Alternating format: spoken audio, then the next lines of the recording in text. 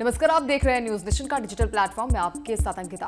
इन दिनों ग्रेटर नोएडा का cricket stadium जो है वो चर्चा का विषय बना हुआ है और ये तस्वीरें जो सामने आ रही हैं, जो वीडियो सामने आ रहे हैं, वो कहीं ना कहीं हैरान और परेशान कर देने वाले हैं। दरअसल इकलौता टेस्ट मैच न्यूजीलैंड बनाम अफगानिस्तान के बीच में खेला जाना था, लेकिन बारिश की वजह से और जो खस्ता हालत हुई है ग्रेटर नोएडा स्टेडियम की, उसकी वजह से ये मैच जो है वो तीसरा मैच भी जो है वो तीसरे दिन का मैच भी जो है वो रद्द हो गया। और रद्द होने की वजह कहीं ना कहीं ग्राउंड जो है वो सबसे बड़ी रिस्पॉन्सिबिलिटी है, क्योंकि हमने देखा कि पहले और दूसरे दिन जिस तरीके से ग्राउंड की हालत थी और तीसरे दिन जो हालत थी वो कहीं ना कहीं परेशान कर देने वाली है। और यहाँ हमने देखा कि कितने ज़्यादा हथकंडे अपनाए गए सुखाने के लिए ग्राउंड को। सबसे पहले तो पंखे से सुखाई गई ज़मीन को, लेकिन वो भी काम नहीं आया। उसके बाद वहाँ पर खुदाई भी की गई, जिसकी वजह से और भी ज़्यादा वहाँ पर प्रॉब्लम्स क्रिएट हो गई और बहुत सारे हथकंडे जो वहाँ पर हमने देखा कि बहुत सारी चीज़ें वहाँ पर सुखाने के लिए इस्तेमाल की गई। उसकी वजह से भी सोशल मीडिया पर तमाम जो है वो बीसीसीआई की आलोचनाएं भी हो रही। पाकिस्तान, जो हमने हमेशा देखा कि जब हम पाकिस्तान किसी चीज़ की गलतियां निकालते हैं, और पाकिस्तान भी अब भारत की गलतियां गिनाने में लग चुका है। जो पाकिस्तान ने बोला है कि इंडिया के पास इस तरीके से सुविधाएं, बीसीसीआई के पास इतना ज़्यादा पैसा है, लेकिन उसके बावजूद भी ग्राउंड की जो हालत है, ग्रेटर नोएडा क्रिकेट स्टेडियम की जो हालत है, वो कहीं ना कहीं हैरान और परेशान कर देने वाली है।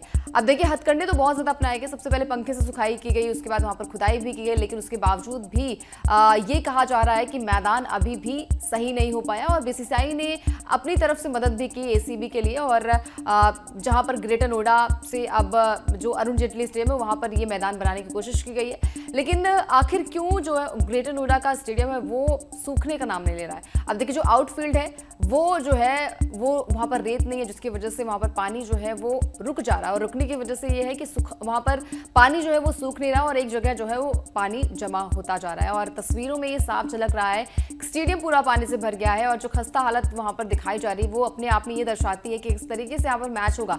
अब देखिए, ये जो वाकया है वो साल 2008 में भी हुआ था, और साल 2008 में भी न्यूजीलैंड इस पार्ट का हिस्सा था, यानी कि वो मैच बांग्लादेश बनाम न्यूजीलैंड के बीच में मीरपुर में खेला गया था। और उस मैच में भी ऐसी चीज़ें हुई थी जहाँ पर 3 जो मैच थे वो रद्द हो गए थे, और ऐसा जो है वो साल 2024 में भी देखने को मिला।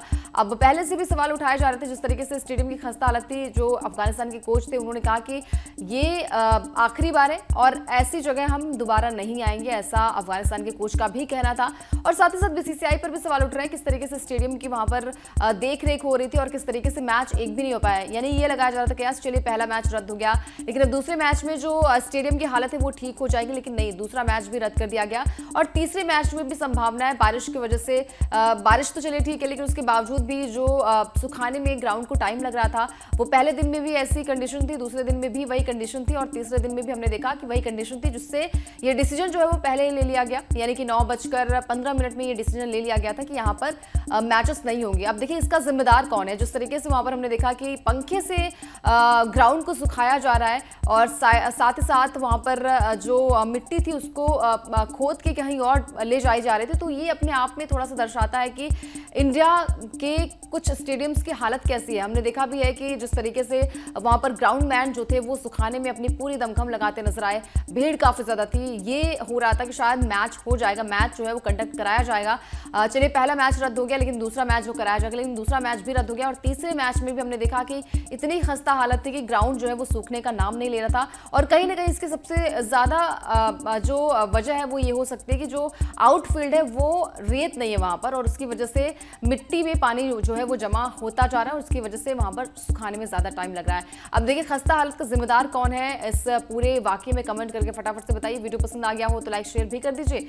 इसके अलावा अगर आप ये वीडियो हमारे यूट्यूब चैनल पर देख रहे हैं तो चैनल को सब्सक्राइब कर लें। साथ ही साथ फेसबुक या फिर इंस्टाग्राम पर ये वीडियो देख रहे हैं तो चैनल को फॉलो जरूर कर लें, ताकि भी खबर मिस ना होने पाए। न्यूज नेशन अब व्हाट्सएप पर खबरों की ताजा अपडेट के लिए न्यूज नेशन के इस क्यूआर कोड को स्कैन करें।